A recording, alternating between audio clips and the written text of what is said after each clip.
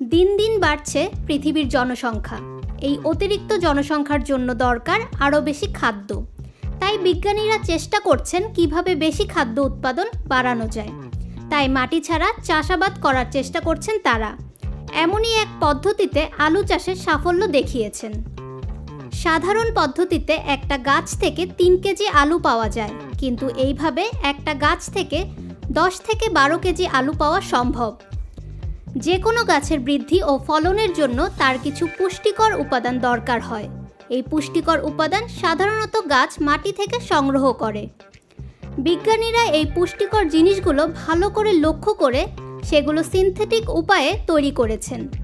এইভাবে মাটি ছাড়া হাওয়ায় ঝুলন্ত অবস্থায় আলু চাষ করা সম্ভব হয়েছে। এই গাছগুলো প্রথমে মাটিতেই বসানো হয়। একটু বড় হয়ে গেলে এদের অল্প মাটি দিয়ে ঝুলন্ত অবস্থায় রাখা হয়।